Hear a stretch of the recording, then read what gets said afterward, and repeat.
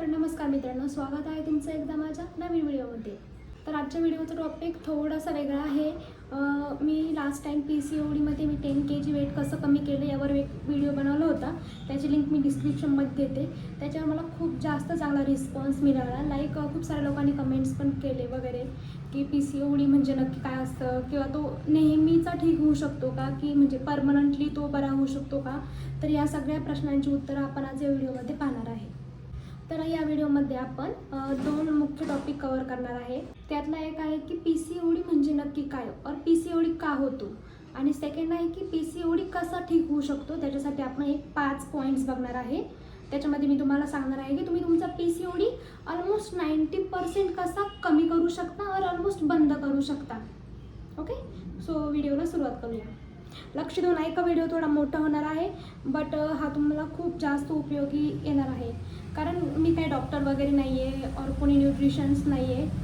मी एक अशी मुलगी आहे जिला PCOD होता खूप दिवसांपासून, आणि मी माझा PCOD मी स्वतःच सर्च करून और म्हणजे मला पर्सनली जो एक्सपिरियन्स आला मी तो तुम्हाला सांगणार आहे. तर आपण जे काही पॅकेज फूड खातो, म्हणजे बंद डब्यामधले पॅक्ड फूड खातो, और कोल्ड्रिंक्स आणि काही जे काही फास्ट फूड वगैरे ते सगळे खातो, त्याने म्हणजे आपली लाईफस्टाईल जर चांगली नसली, आपण ही फास्ट फूड वगैरे खूप जास्त खात असलो, कोल्ड्रिंक्स वगैरे ड्रिंक्स वगैरे खूप जास्त घेत असलो, तर त्याने काय होतं, आपल्या ब्लडमध्ये खूप घाण जाते आणि आपल्या आतड्यांवरती बसते. मी तुम्हाला एकदम मराठी भाषेमध्ये सोपं असं समजून सांगत आहे.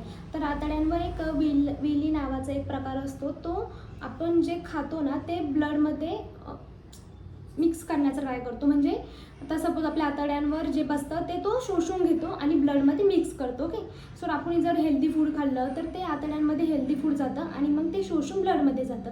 जर आपण पॅकेज फूड खाल्लं वगैरे तर अशा प्रकारे आपल्या पोटामध्ये खूप जास्त घाण जाते आणि ती सगळे शोषून घेऊन ते ब्लडमध्ये मिक्स करतात आणि मग ते ब्लड सगळ्या पूर्ण शरीरामध्ये सर्क्युलेट होतं. तुमचे मेंदूपासून पायापर्यंत सगळ्यामध्ये ते ब्लड जातं आणि तेच ब्लड तुमच्या ओव्हरीमध्ये पण जातं. ओके, तर जेव्हा ते घाण ब्लड ओव्हरीमध्ये जातं ना, तेव्हा तिथे सिस्ट तयार होतात. सिस्ट म्हणजे एक छोट्या छोट्या गाठी असतात.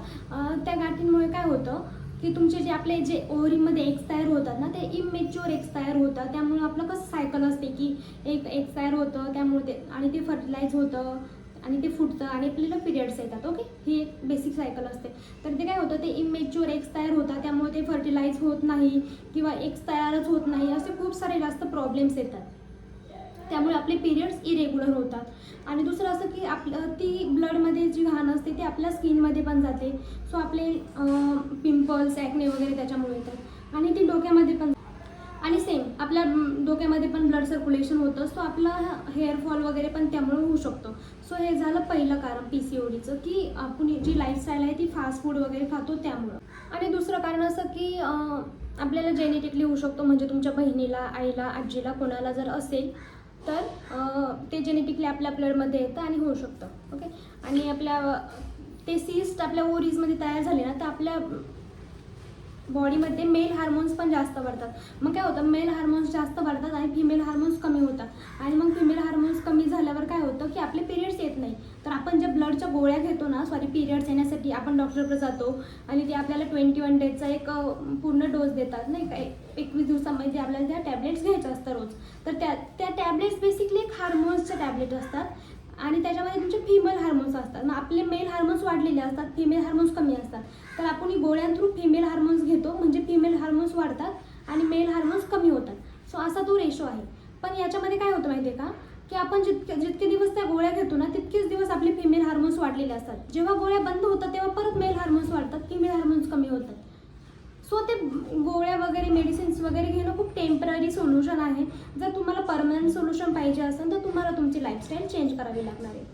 आणि अजून एक खूप साऱ्या लोकांचा असा क्वेश्चन असतो की PCOD आणि PCOS याच्यामध्ये काय फरक आहे. तर ते दोन्ही पण एकाच आजाराचे दोन नावे, ऑलमोस्ट खूप मायनर असा दोन्हीमध्ये फरक आहे. तर PCOD म्हणजे पॉलिसिस्टिक ओव्हेरियन डिसीज आणि PCOS म्हणजे पॉलिसिस्टिक ओव्हेरियन सिंड्रोम्स. तर आता फायनली आपण ते 5 ऑप्शन बघूया जे मी तुम्हाला सांगितले आहे, की ज्याने मला खूप जास्त फायदा झाला आणि तुम्ही जर तुमच्या लाईफस्टाईलमध्ये ॲड कराल तर तुम्हालाही त्याचा खूप जास्त फायदा होईल. ओके, सो सगळ्यात जेम असा एक ऑप्शन आहे, तो म्हणजे intermediate fasting. I don't know कोणाला याचा फायदा होईल और कोणाला नाही. म्हणजे मला पर्सनली याचा खूप जास्त फायदा झाला आहे, म्हणून तुम्हाला मी सजेस्ट करत आहे की मी 16 आवर फास्टिंग केलं होतं. जसं की आपल्याला माहिती आहे की बॉडी आपली 2 कामं एकाच वेळी नाही करू शकत. एक तर बॉडी आपलं जेवण जे आपण खातो ते पचवू शकते किंवा क्लिनिंग करू शकते. आणि जसं की मी आधी सांगितलं PCOD का होतं की आपल्या ब्लडमध्ये खूप जास्त घाण जाते, तर बॉडीला ती साफ करायला वगैरे जास्त वेळ मिळत नाही, कारण आपण कंटिन्युअस खात असतो, बॉडीला ते डायजेशन करायचं काम असतं. सो आपण बॉडीला असा वेळच देत नाही की बॉडी आतमधनं साफ होईल. सो त्याच्यासाठी 16 hour fasting is the best option. जर तुम्हाला 16 आवर जमत नसेल तर स्टार्टिंगला तुम्ही 14 आवर्स फास्टिंग पण करू शकता. म्हणजे लाईक रात्री तुम्ही 9ला जेवले तर सकाळी 11ला जेवा. त्याच्यानंतर मग 16 आवर्स थोडे स्विच करा, म्हणजे 1ला वगैरे जेव्हा रात्री तुम्ही 9ला जेवले तर सकाळी 12-1 नंतर जेवा. म्हणजे त्याच्या आत तुम्ही लिक्विड घेऊ शकता, काही सपोज ज्यूस वगैरे, नॉर्मल व्हेजिटेबल्सचा ज्यूस वगैरे, एकदम असा गोड फ्रूट्सचा ज्यूस नाही, आणि पाणी, लिंबू पाणी वगैरे पिऊ शकता, पण जेवण नाही. आणि ते होऊन जातं, कारण आपण नॉर्मली पण रात्री 9-10ला जेवतो आणि सकाळी 11ला वगैरे जेवतो, तर आपण ऑलमोस्ट 12-13 तास तर फास्टिंग करतोच. पण त्याच्यामध्ये थोडं आपल्याला एक्सटेंड करायचं आहे की 13-14 तास फास्टिंग करायचं आहे. तर त्याने काय होईल, आपल्या बॉडीला ना वेळ मिळतो. आपल्या बॉडीला आतमध्ये आता फूडच जात नाही तर डायजेशन करायला तिला डायजेशनचं कामच पडत नाही ना. सो बॉडीला वेळ मिळतो आणि बॉडी मग साफ व्हायला सुरुवात करते. इनबिल्ट तिच्यामध्ये ते आहे ऑप्शन्स की ती स्वतःला साफ करते. तर मग आपल्या ब्लडमध्ये जी घाण वगैरे मिसळली आहे ती सगळी साफ होते आपोआप. सो आणि तुम्हाला अजून एक ऑप्शन सांगते की तुम्हाला हे नसेल जमत तर तुम्ही आठवड्यातून एकदा फास्टिंग करू शकता. म्हणजे फक्त लिक्विड डाएटवर राहायचं, व्हेजिटेबल्सचा वगैरे ज्यूस प्यायचा, नारळ पाणी वगैरे प्यायचं, लिंबू पाणी वगैरे. तर याने पण तुमची पूर्ण बॉडी डिटॉक्स होऊन जाईल. उपवास, आता आपल्याला माहीत नाही उपवास का काढले आपण. उपवासाच्या दिवशी साबुदाणा वडा, पापड्या, जे काय आहे दही वगैरे आपण खूप खातो. आपल्याकडे उपवास म्हणजे एक जेवणात थोडासा चेंज, पण उपवास म्हणजे ते नाही. पूर्वीच्या लोकांनी उपवास का काढले? उपवास म्हणजे त्याच्या शब्दातच त्याचा अर्थ, उपवास म्हणजे उपाशी राहणं. कारण तुमच्या शरीराला स्वतःला साफ करायला वेळ मिळते, एक तुमच्या बॉडीतल्या आतल्या ऑर्गन्सला थोडंसं वेळ मिळतो, शांतता मिळते की रोजच्या जेवणामध्ये डायजेशनला साठी त्रास होतो. आणि आपण उपवासात खातो साबुदाणा, तो डायजेशनला सगळ्यात जास्त खराब आहे आणि आपण उपवासात तोच खातो. शक्यतो उपवासामध्ये फळं वगैरे खाल्ली पाहिजे आपण, त्याने हेल्प होईल जास्त. ओके, सो पहिला पॉईंट तुम्हाला कळाला की फास्टिंग. आणि तुम्हाला यावर डिटेल व्हिडिओ पाहिजे असेल तर तसं मला सांगा, तर मी तुम्हाला 16 आवर फास्टिंग कसं करायचं ते पण मी तुम्हाला सांगेन. तर बेसिकली 16 आवर्समध्ये तुम्हाला काहीच नाही खायचं आहे. आणि मी हे जेव्हा ट्राय केलं तर थोडंसं अवघड गेलं होतं, कारण आपल्याला एक 13-14 तासानंतर भूक लागायला चालू होते.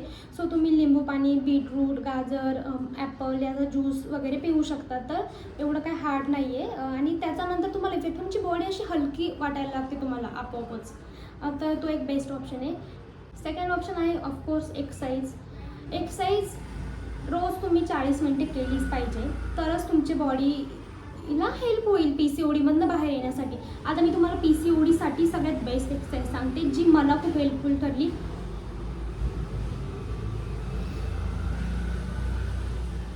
सॉरी गाईज, मला लाईट नाही आहे इथे, सो मी असा दरवाजा ओपन करून बसते. तुम्हाला खूप जास्त आवाज येत असणार आहे गाड्यांचा, but try to understand. Okay, so back to the topic.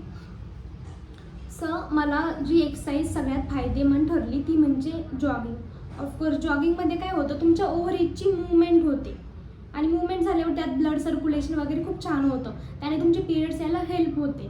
So yoga आणि जॉगिंग ह्या 2 जरी गोष्टी तुम्ही करत असाल, आणि ट्राय करा की असं थोडं नॅचरल वेमध्ये करा, म्हणजे नेचरमध्ये करा.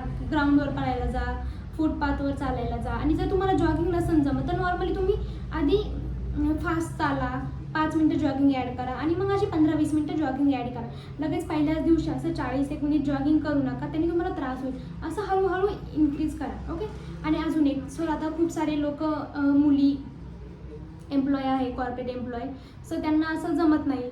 आपण 8-9 तास खुर्चीवर बसून असतो, तर त्यामध्ये पण वर्क फ्रॉम होम असतं लोकांचं, काहींचं ऑफिस असतं, तर त्यामध्ये तुम्ही छोटा ब्रेक घेऊन तुम्ही नॉर्मली चेअरवरनं उठून थोडंसं 20-1 मिनटं नॉर्मली स्क्वॉट्स करू शकता, जम्पिंग जॅक्स करू शकता किंवा नॉर्मल बॉडी स्ट्रेचिंग करू शकता.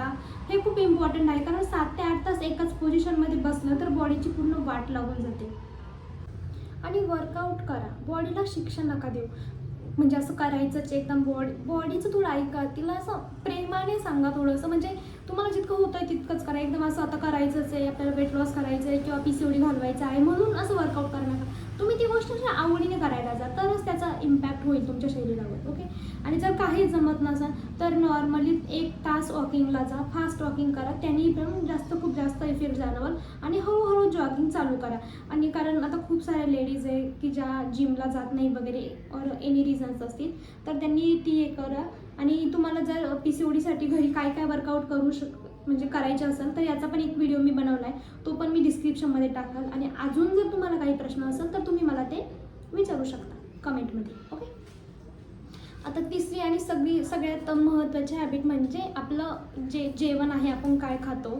तर तुम्ही ट्राय करा की थोडं सात्विक जेवणाचं ट्राय करा. सात्विक म्हणजे ज्या जीव आहे, म्हणजे असं आता प्रोसेस फूड आहे, कोल्ड्रिंक्स आहे, फास्ट फूड आहे, हे सगळं असं त्याच्यामध्ये जीव नाही आहे. कारण ते किती पण दिवस आपण ठेवलं तर ते म्हणजे असं खराब नाही होत पॅकेज फूड. तसं एक भाजीपाला आणून ठेवा, एक भाजी ती सुकून जाते कारण त्याच्यात जीव आहे ना, ती सुकून जाते. तर तुम्ही ट्राय करा की असं एकदम हिरवा भाजीपाला, फळं जास्त खा, सॅलड्स जास्त खा, हे सगळं खायला ट्राय करा. प्रोटीन रिच म्हणजे स्प्राउट्स वगैरे, आता श्रावण पण येत आहे, सो तुम्ही एकदम असे प्रोटीन रिच आणि फायबर रिच फूड खायला चालू करा. मी असं म्हणत नाही की कधीच जंक खाऊ नका, वर मी कधीच पिझ्झा खात नाही, मी खाते. पण मी स्वतःवर थोडे लिमिटेशन्स आणले की आधी मी नेहमी, आता मी बॅचलर राहते, सो मी आधी नेहमी जंक खायचे, नेहमी बाहेर जायचे. सो मी आता असं केलं की आता मी आठवडाभर जर मी पूर्ण डाएट फॉलो केलं तर मी स्वतःला ट्रीट देणार, जे मला आवडते ते मी विकेंडला खाणार. मग ते स्वीट असो किंवा पिझ्झा, बर्गर, तुम्हाला जे आवडेल ते. पण तुम्हाला त्याच्यासाठी एक असं स्वतःसाठी असं एक अचिव्हमेंट ठेवा की मी इतकं केल्यावर ही स्वतःला ट्रीट देणार, त्यामुळे आपण ते करतो पण. ओके. सो नॉर्मली बेसिक एकदम स्ट्रिक्ट डाएट नाही करायचं आहे.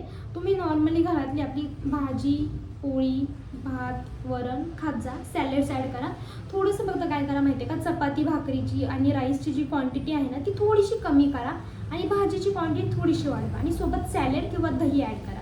बस. बाकी काहीच एकदम लक्झरी और फॅन्सी डाएट घेण्याची काही गरज नाही आहे. आणि जर तुम्हाला डाएट प्लॅन पण पाहिजे असेल तर मला कमेंटमध्ये सांगा, मी तुम्हाला डाएट प्लॅन पण बनवून देईन. ओके. आणि अजून एक PCODसाठी एक दोन ड्रिंक आहे जे मला खूप हेल्पफुल ठरले. म्हणजे ती थोडंसं बॉडीला आतून गरम बनवतात, वॉर्म बनवतात आणि आपले पिरियड्स यायला हेल्प होते. सो मी त्याचा नेक्स्ट व्हिडिओ अपलोड करणार आहे, सो तो पण नक्की बघा. ओके. आपले 3 पॉईंट झाले. एक इंटरमिडिएट फास्टिंग, दुसरा आहे एक्सरसाइज आणि तिसरा आहे फूड. या तिन्ही गोष्टी खूप जास्त महत्त्वाच्या आहे. आणि आता चौथी गोष्ट जी खूप इझी आहे पण खूप लोक फॉलो करत नाही आणि लोकांना वाटतं की कायच होणार, ती गोष्ट नाही केली तर इतका मोठा इम्पॅक्ट नाही आहे. पण जर तुम्ही ह्या तिन्ही गोष्टी करत असाल आणि आता मी जे सांगणार आहे ती गोष्ट करत नसाल तर हे सगळं शून्य आहे, याचा काही उपयोग होणार नाही. तर ती गोष्ट आहे तुमची झोप, तुमचं वॉटर इनटेक आणि तुम्ही किती सनलाईट घेता. आता खूप साऱ्या लोकांची लाईफस्टाईल कशी झाली माहिती आहे का, दुपारी 12 वाजता उठणं, रात्री 1-2 पर्यंत जागणं. मग तुमच्या बॉडीला अशी सनलाईटच भेटत नाही, जी म्हणजे ना बॉडीला तापवायचं नाही आहे, तिला सनलाईट म्हणजे नॉर्मली कोवळं जे ऊन असतं सकाळचं, मॉर्निंगचं बेस्ट असतं ते पाहिजे असतं, आपल्या बॉडीला मिळतच नाही आहे. आणि खूप साऱ्या लोकांची नाईट शिफ्ट असते, माझं पण तेच झालं होतं. माझी नाईट शिफ्ट होती, माझ्या बॉडीला सनलाईटच भेटत नव्हती. इव्हिनिंगला मी ऑफिसला जायचे, सकाळी यायचे, तर मग झोपलेलीच असायची पूर्ण दिवसभर, तर सनलाईटच भेटत नव्हती. त्यामुळे माझ्या बॉडीमध्ये बरेच विटॅमिन्स वगैरे कमी झाले होते, पण ते मी रिकवर केले. ओके. सो तुम्हाला सकाळी उठा, सनलाईटमध्ये थोडा वेळ बसा. तर नॉर्मल असे कॉटनचे व्हाईट कलरचे कपडे घाला और खादीचे कपडे घाला. आणि जर तुम्ही तुमच्याकडे अशी पर्सनल स्पेस असेल जिथे तुम्हाला कोणी बघणार नाही वगैरे, तर तुम्ही कमीत कमी कपडे घालून बसले तरी चालतील की बॉडीच्या प्रत्येक पार्टपर्यंत तुम्हाला सनलाईट पोहोचली पाहिजे. ओके. तर दुसरं आहे वॉटर इनटेक. आता ही पण खूप महत्त्वाची गोष्ट आहे. 3 ते 4 लिटर पाणी पिलं पाहिजे. आपण उन्हाळ्यामध्ये पितोच, ऑफकोर्स तहान लागते, पण पावसाळ्यात आणि थंडीमध्ये काय होतं, आपल्याला आठवणच राहत नाही पाणी पिण्याचं. तर काय करा, तुमचं जे वर्किंग प्लेस आहे, म्हणजे तुमचं वर्क फ्रॉम होम असेल किंवा ऑफिसला डेस्क असेल तर त्यावर एक बॉटल नेऊन ठेवा 2 लिटरची आणि ट्राय करा की ते संपवायचं. आपण कसं माठातनं पाणी घेऊन पित नाही, आपल्याला कंटाळा येतो वगैरे, सो आपल्या एक जागेवर बॉटल पाहिजे. झोपताना पण बेडपाशी एक बॉटल घेऊन झोपा आणि बॉटलनी पाणी प्या, म्हणजे आपल्याला एक लक्षात राहतं की आपण किती लिटर पाणी पितोय. ग्लासने काय होतं, आपल्याला लक्षातच राहत नाही. 1-2 ग्लास पितो जेवण झाल्यावर, आणि जेवताना वगैरे पाणी नाही प्यायचं. जेवण झाल्यावर किंवा जेवणाच्या थोडंसं आधी पाणी पित जा. ओके. तर 4 लिटर पाणी तुम्हाला प्यायचं आहे. आणि आता स्लीप म्हणजे काय माहिती आहे का, रिकव्हरी दुसरी. आळस नाही येतो, रिकव्हरी. जर कोणाला जास्त झोप लागते तर ते आळशी नाही आहे, त्याची बॉडी रिकवर व्हायला तितका टाईम घेते. सो आईवडिलांनी पण आहे ना असं थोडंसं लक्ष द्या की तुमचा मुलगा जास्त झोपतो म्हणजे असं नाही की तो आळशी, त्याच्या बॉडीला रिकव्हरीला जास्त टाईम लागतो. आता जास्त म्हणजे जास्तीत जास्त 9 तास, त्याच्यापेक्षा जास्त जर झोपत असेल तर तो आळशीच आहे मग. सो 8 तास झोप बेस्ट झोप आहे. 7 तास पण चालेल, पण त्याच्यापेक्षा कमी झोप नाही चालणार, कारण आपली बॉडी रिकव्हरच होणार नाही जर तुम्ही मी सांगितलेल्या सगळ्या गोष्टी फॉलो करताय सपोज. आणि जर वर्कआउट वगैरे करताय तर नाहीच, कारण तुम्ही तुमचे मसल्स ब्रेक डाऊन करता आणि त्यांना रिकव्हर व्हायला तितका वेळ लागतो. सो एक चांगली झोपेच्या आधी मोबाईल बघायचा नाही. मी खूप बघते, माझे डार्क सर्कल्स बघा, मला खूप जास्त डार्क सर्कल्स आले आणि मी पण आता ती माझी सवय बंद करणार आहे. तुमच्याकडे काही सजेशन असेल तर सांगा मला. सो त्याचे पण रिझल्ट्स मी शेअर करेल. मी आता झोपायच्या 1-2 तास अगोदर स्क्रीन पूर्ण बंद करणार आहे. आणि झोपेतून उठल्यावर आपलं कसं माहिती आहे का, डोळे चोळतच आपण डायरेक्ट मोबाईल बघतो. ती पण एक सवय बंद करा. उठल्यावर 1 तास मोबाईल नाही पाहायचा आणि झोपेच्या 1 तास अगोदर मोबाईल नाही पाहायचा. ती पण एक हे आहे आणि तुम्हाला छान झोप लागते. आजकालच्या लोकांचं असं आहे की मोबाईल बघता बघता झोप येते त्यांना, म्हणजे झोपच येत नाही जर मोबाईल नाही पाहिला तर. असं नाही आहे. तुम्ही असं माहोल तयार करा थोडा, असं लाईट्स एकदम अशा मोठ्या लाईट्स नका लावू, झोपताना अशा डीम लाईट्स लावा आणि सगळे पडदे वगैरे बंद करून घ्या आणि नॉर्मल एक स्वच्छ गरम पाण्याने हातपाय वगैरे धुवा, थोडी स्किन केअर करा. बेस्ट रिलॅक्सेशन आहे भाई, एकदम छान झोप येते. थोडंसं पायांना खोबरे तेल लावा, थोडंसं मसाज करा, त्याने पण खूप छान झोप येईल तुम्हाला. सो 4थ्या पॉईंटमध्ये आपण पाहिलं पाणी, सूर्यप्रकाश आणि झोप, हे 3 तुम्ही करा आणि आधीचे 3 पण करा. आता 5वी आणि सगळ्यात मेन गोष्ट, कन्सिस्टन्सी अँड डिसिप्लिन. वर सांगितलेल्या सगळ्या गोष्टी कन्सिस्टंटली आणि डिसिप्लिननी करा. रिझल्ट्स एका दिवसात 8 दिवसात येणार नाही. मला 2 ते 3 महिने लागले होते माझे विजिबल रिझल्ट्स पाहायला. तुम्हाला जास्त लागू शकता, कमी पण लागू शकता. तुमच्या ते जेनेटिक्सवर डिपेंड आहे, तुमच्या हार्मोन्सवर डिपेंड आहे, तुमची बॉडी कशी सपोर्ट करते. सपोज जर तुम्ही कधी वर्कआउट वगैरेच करत नाही तर तुमची बॉडी लगेच तुम्हाला सपोर्ट करेल की, आणि अचानक वर्कआउट करायला चालू केलं तर कमी होईल. पण तुम्ही नॉर्मली वर्कआउट करताय तर मग बॉडीला कशी एक सवय होऊन जाते त्या गोष्टीची, तर बॉडी चेंजेस नाही दाखवत. पण जर सपोज तुमची एकदम रेस्ट लाईफ आहे, तुम्ही एकदम ॲक्टिव्ह केली तर बॉडी लवकर रिझल्ट दाखवते. सो ह्या सगळ्या गोष्टी ट्राय करा. तुम्हाला नक्कीच तुमच्या PCODमध्ये हेल्प होईल. लिटरली माझे 6 महिने पिरियड्स येत नव्हते. मी जी खाली लिंक दिली त्याच्यामध्ये तुम्ही माझं पोट पहा.